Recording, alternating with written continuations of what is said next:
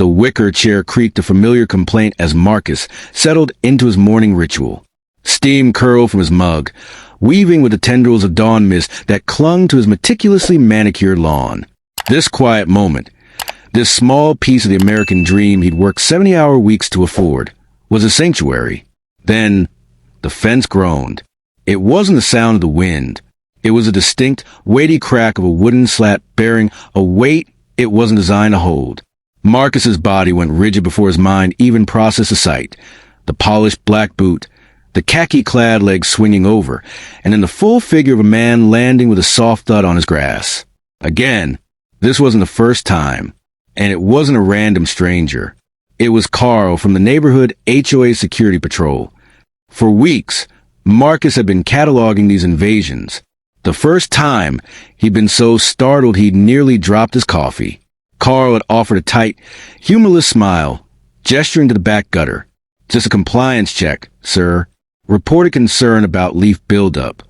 Marcus had let it go, chalking it up to overzealous rule enforcement in a neighborhood obsessed with uniformity. The second time, he'd been grilling burgers for his daughter's birthday. The sizzle of the patties had masked the intrusion, and he turned to find Carl silently inspecting the base of his maple tree, a notepad in hand.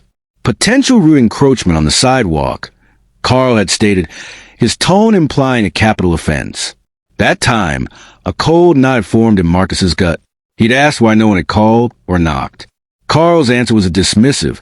We don't always have to. This morning was the third time. And the reason was nothing. No pretense.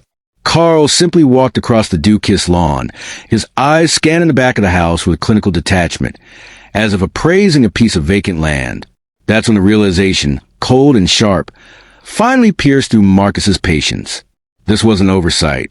It was harassment, a calculated campaign of intimidation designed to remind him that his ownership was conditional. He looked at the identical houses on either side of him.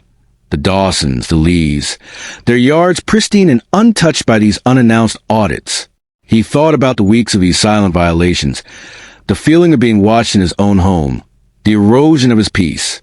The anger that rose in him wasn't hot and blinding. It was cold, solid, and clear. He was tired of it. Tired of the microaggressions masquerading as policy. Tired of the presumption that his property was public domain. Tired of having to calibrate his response between assertive and angry black man for a jury of his peers who would never understand. Setting his mug down with a quiet, deliberate click, Marcus stood. His movement caught Carl's eye. The guard paused, his expression not one of guilt, but of mild annoyance at the interruption. "Morning," Marcus said, his voice level, carrying across the yard with a newfound authority that made Carl blink. "You're trespassing." Carl offered the same thin smile. "HOA patrol, Mr. Evans. We have a right to—" "You have a right to view from the easement," Marcus interrupted, his tone leaving no room for debate. "You do not have a right to enter my property without prior notice or my explicit permission. This is the third time. The next time your foot touches my soil without my consent, it won't be the HOA you answer to. It'll be the police." The smile vanished from Carl's face, replaced by a flush of irritation.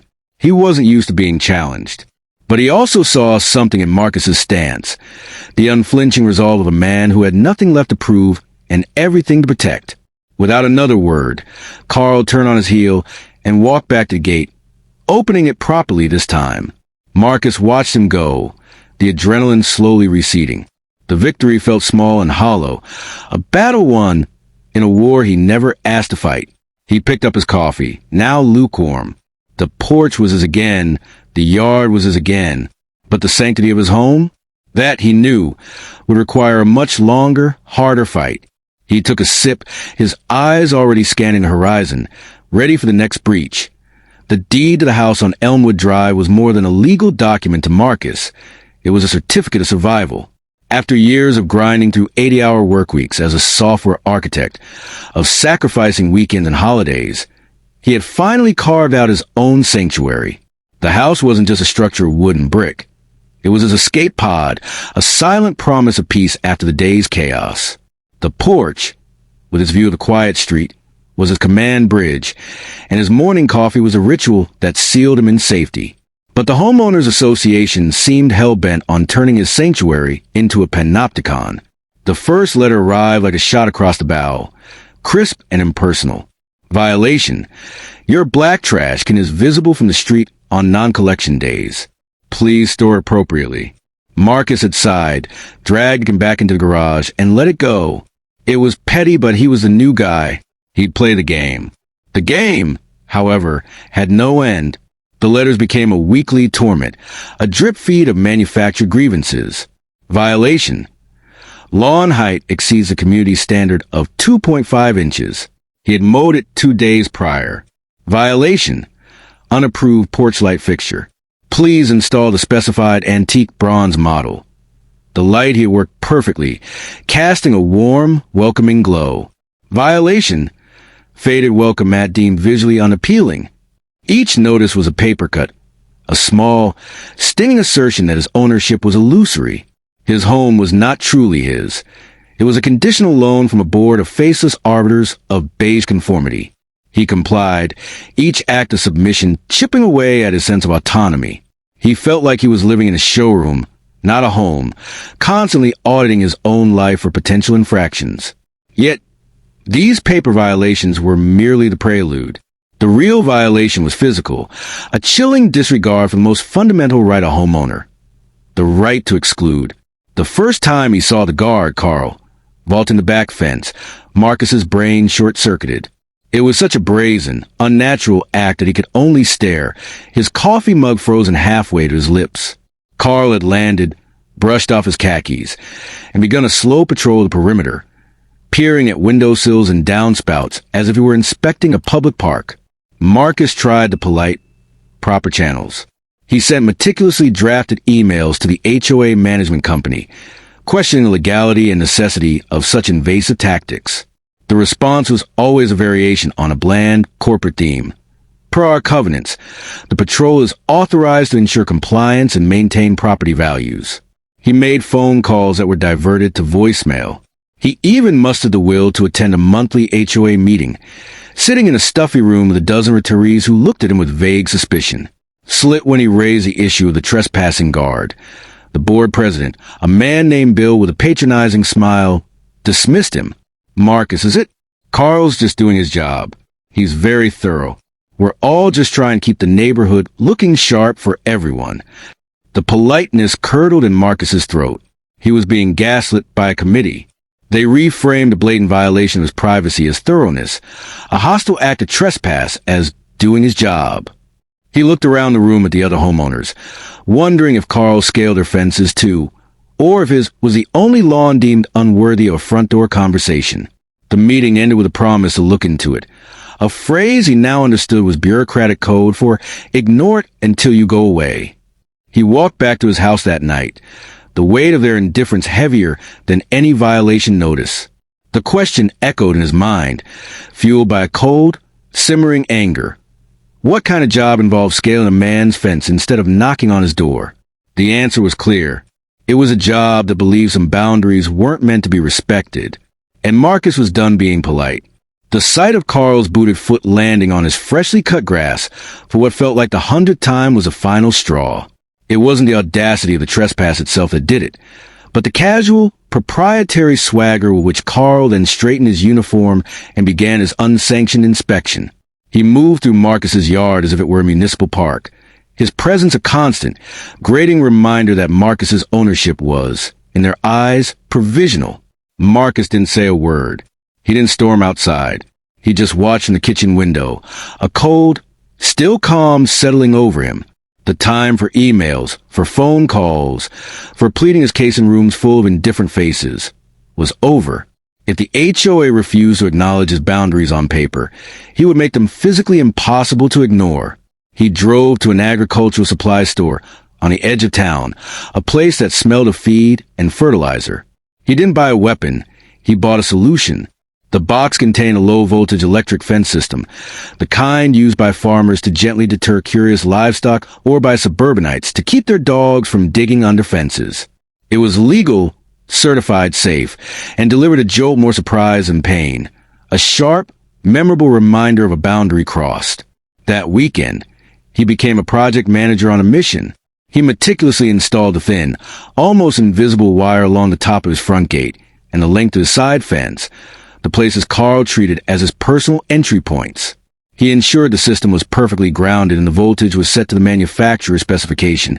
Enough to sting, enough to shock, but not enough to cause lasting harm. The final, crucial step was the signage. In clear, bold red and black lettering, he fixed 2 signs to the gate. Warning, electrified fence. Do not climb. He wasn't trying to hurt anyone. He was simply translating his request into a language the HOA and its enforcer seemed to understand. Immediate physical consequence. His goal wasn't retaliation. It was education. He wanted to teach them the meaning of a word they had clearly forgotten. Permission. On Monday morning, Marcus didn't go to work.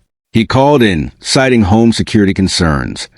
He moved his favorite porch chair to a prime position with a clear view of the front gate. The morning was warm. The birds were chirping and the scent of cut grass hung in the air, the very picture of suburban tranquility. He poured himself a glass of iced tea, the condensation beating on the glass, and settled in. The chair creaked a familiar, comfortable rhythm. This was no longer a passive vigil. It was an active watch. He was a spectator at a play he had directed, waiting for the lead actor to arrive for his cue. Every car that passed, every pedestrian walking a dog, was a potential precursor to the main event. His senses were heightened, not with anxiety, but with a focused, anticipatory stillness. He took a slow sip of his tea, the coolness a sharp contrast to the heat of the day. He had his phone in his pocket, the camera app ready. He had reviewed the local statutes and his HOA covenants until he knew them by heart. He was prepared for the outcry, the inevitable violation notice, the threatened lawsuit. He was prepared to argue his case, to show the signs, to prove the system's safety certifications. He was prepared to be the unreasonable one, the troublemaker. But most of all, he was prepared to wait. He leaned back in his chair, the wicker creaking a soft counterpoint to the quiet hum of the transformer box hidden by his azalea bush. The stage was set. The signs were posted. All that was missing was the player. Marcus took another long, slow drink and watched the empty street, a quiet sentinel ready to defend his peace. One shocking lesson at a time, IT didn't take long. Just a few days later, on a Tuesday afternoon, Marcus saw Carl's golf cart putter to a stop at the curb. From his porch command post, Marcus watched with the detached interest of a naturalist observing a predictable species. Carl didn't even glance toward the house. His routine was dogma: approach the gate, assess the latch, and climb. Today's alleged violation was a single wind-blown newspaper section caught in the rose bushes, a pretext so flimsy it was almost artistic. Carl's hand, encased in its officious leather glove, wrapped around the top of the wooden gate.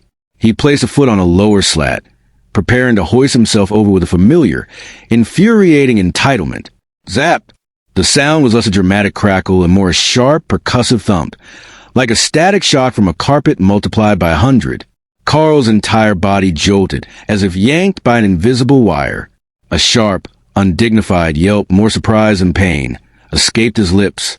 He stumbled backward, shaking his gloved hand violently, staring at the innocent-looking gate as if it had betrayed him. From the porch, a low chuckle escaped Marcus. He didn't try to hide it. The sight was too perfectly cathartic, a physical manifestation of the word no he had been unable to voice for weeks. But Carl's pride was clearly more wounded than his hand. His face, initially pale with shock, flushed a mottled red. He muttered a stream of angry, indistinct curses under his breath, his eyes darting around to see if any neighbors were witnessing his humiliation. Convinced the coast was clear, he decided to double down. Marcus watched incredulous as the man squared up to the gate again. This time, with a grunt of effort, he grabbed the top beam with both hands, perhaps thinking the first shock was a fluke, a trick of the weather. Zap! This jolt was louder, more decisive. Carl's body convulsed, and he launched himself backward, landing hard on the sidewalk on his hands and knees. The gloves had offered no protection. He scrambled to his feet, now openly cursing, shaking his hands as if trying to dislodge a swarm of bees. By now, Marcus was laughing openly, a deep, rolling laugh that came from a place of long-suppressed frustration. He pushed himself up from his chair, the wicker groaning in sympathy, and leaned casually over the porch railing. "Hey, man," Marcus called out, his voice cutting through Carl's sputtered expletives. The guard flinched, whipping around to face him, his eyes wide with a mixture of rage and shame. He hadn't even known he had an audience. Marcus gestured with his glass of iced tea toward the bright red sign mounted squarely on the gate. "Didn't you see the sign? It's electrified. You know, for security. To keep people from climbing over without permission." He let the words hang in the air, letting their precise, tailored meaning sink in. "Maybe try knocking like everybody else." Marcus gestured with his glass of iced tea toward the bright red sign mounted squarely on the gate. "Didn't you see the sign? It's electrified. You know, for security. To keep people from climbing over without permission." He let the words hang in the air, letting their precise, tailored meaning sink in. "Maybe try knocking like everybody else." It's usually how civilized people announce themselves. Carl's face was a spectacular canvas of purple embarrassment. The lesson, delivered with such a simple, shocking clarity, had finally bypassed his stubbornness and reached his understanding. For a long moment, he just stood there, defeated on the sidewalk. The invisible barrier of consequence now is real, and the call came not from a faceless management company, but from Bill, the HOA board president himself. His voice, usually dripping with condescending bonhomie, was tight with barely contained outrage. "Marcus, this electrified gate has to go. Immediately," Bill began, dispensing with any preamble. "It's hostile, it's an eyesore, and it is completely against the spirit of our community." Marcus held the phone away from his ear slightly, a faint smile touching his lips. He could picture Bill in his golf shirt, red face and sputtering, surrounded by other board members nodding in vigorous agreement. "It's a safety hazard," another voice chimed in on the speakerphone. "What if a child touched it?" "The signs are clear and the voltage is lower than a dog fence," Marcus replied, his voice calm and even, a stark contrast to the squawking on the other end. He had spent those evenings on the porch not just waiting, but preparing. He had printed out state and local statutes, safety certifications for the agricultural system, and photographs of the prominently displayed warnings. It's designed to be a deterrent, not a weapon. Perfectly legal. It's unnecessary. Bill insisted, circling back to his main argument, the one that truly revealed their position. "We have never needed such a thing in this neighborhood. It became necessary when your patrol decided my fence was a suggestion instead of boundary," Marcus countered, his tone hardening just a fraction. "The only reason it's seen as hostile is because it effectively says no in a way you can't ignore." For the first time in all his dealings with them, Marcus held the upper hand. It wasn't just legal, it was operational. He had changed the facts on the ground. The power dynamic had subtly, irrevocably shifted from their paperwork to his property. He let the silence on the other end of the line stretch out, allowing them to feel the weight of his newfound leverage. Then he delivered his terms, not as a request, but as a simple statement of cause and effect. "Here's the thing, Bill. If your patrol can learn to respect my property, to use the front door like civilized people, then the gate won't be a problem. It's a passive system. It only responds to trespass. If not," well, he paused, recalling the satisfying zap and the subsequent stumble. "They already know what happens." The silence on the board was no longer indignant. It was defeated. They had run out of bylaws to quote. They couldn't argue with a consequence that was both legal and physically immediate. After that, the change was palpable. The silent, creeping invasion ceased. The khaki-clad specter no longer haunted his backyard. If the HOA had a genuine, legitimate concern, a fallen branch from his oak tree nearing a power line, a genuine question about roof repairs, they did what should have been done all along. They rang the doorbell. They stood on the front porch and waited to be acknowledged. Marcus hadn't electrified the gate out of mere spite. It was a profound act of reclaiming sovereignty. He had built a physical manifestation of a principle. Boundaries matter. A home is more than its square footage and curb appeal. It is a sacred space, a sanctuary where one is supposed to feel safe, unobserved, and in control. When that sanctity is repeatedly violated, when polite requests are dismissed as nuisances. Sometimes you have to make your point in a language that cannot be misheard. Sometimes you have to send a little shock to make people understand. The story of Marcus and his gate isn't just a tale of a neighborhood dispute. It's a lesson in quiet resistance. It's about the power of knowing your rights, standing your ground, and protecting what's yours with unwavering resolve. He didn't have to shout. He didn't have to get angry. He just had to be right and be ready. And in the end, Marcus taught the HOA a lesson they wouldn't forget, a lesson that echoed to the quiet streets far more effectively than any violation notice. Respect people's property or prepare to get zapped.